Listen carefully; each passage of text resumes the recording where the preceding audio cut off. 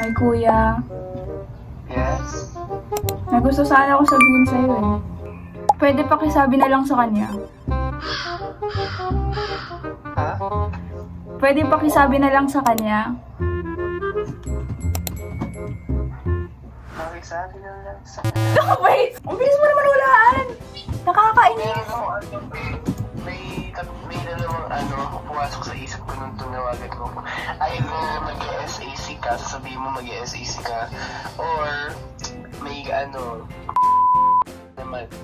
Uy, ang lala sa... Biglang sumakot sa atin, Jana! Ano kasi? Nangyari.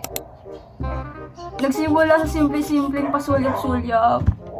Tapos na ngayon. Nagpapapansin na siya! Hindi lang tayo date mo. Eh, umabot sa palitan ng message eh. Kilig na kilig ako. Ang grupo mo naman. Hoy! Sabi niya, kamusta? Kain na. Hello. O ano, nasagot mo. Magandang umaga. Tapos ingat ka. Take care. Wag na masyado magpupuyat pa. Ganun. Wow. So like, naramdaman ng puso ko na dahan-dahan na akong nahulog sa kanya. Oh. Feeling ko hindi mo naman talaga siya in-love. Hoy! Te! Wala akong paglalata! Parang kasi hindi mo siya in-love. Parang mo lang, pinoprotektahan mo lang yung self mo nung nakaraan. At dahil marami nang alam tungkol sa akin si Ate Jana at lumalalim na rin ang ating usapan, ito'y aking puputulin. Pero, victim number 2, success! Si Ada kasi, actually grade 5 classmate ko siya and really, like, totally, siya yung best friend ko talaga ever since LM. And kahit di kami magkalayo na kami ngayon, nandun pa rin yung feel, nandun pa rin siya, oh my gosh, this is my best friend, ganyan. Asan ka ba? Ha? Sa bahay. Ikaw lang? Oh, na-miss ko boses ba? Oh, hey! Ang ganda mo, pre. Kasi, pre, eto pa. Eto. Kasi, pre, pag tinitigan mo siya sa malapitan sa mata. Wait lang, ikaw. Nagbenta muna ako. Nandito pa rin si Ada! Pag tinitigan mo kasi siya sa malapitan, yung mata niya, magugulat ka. Sa FB lang pala siya maganda. Sino? Ikaw na yan.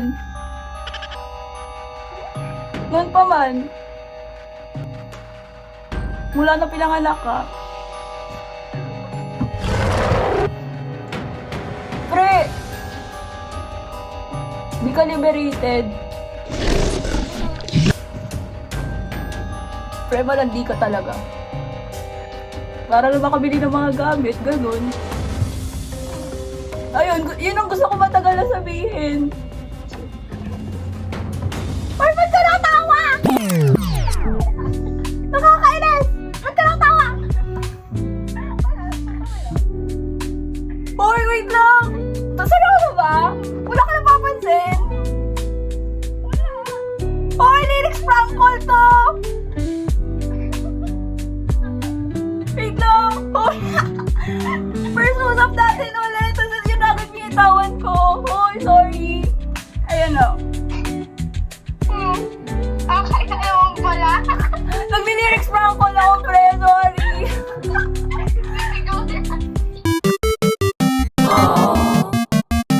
At least wala na tong parokyana. Very offensive to Tawag na tayo kay Mayor. Kasi gusto ko lang naman tanungin, mga mata mong madalas nagsisinungaling. Wait, dito po, nagigets. Pero alam mo kahit ganito, gusto ko sabihin sa'yo na prank call to. Kasi pre, habang walang nakatingin, samantalay natin yung gabi. Kasi pre, hindi basta-basta lang halaga mo eh.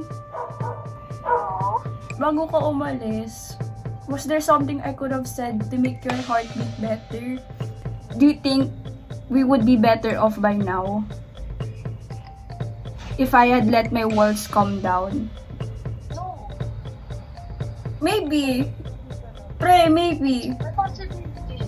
Gusto ko lang sabihin ng paprank call ako. Ba't mo ako nilaglag? Ang arte mo.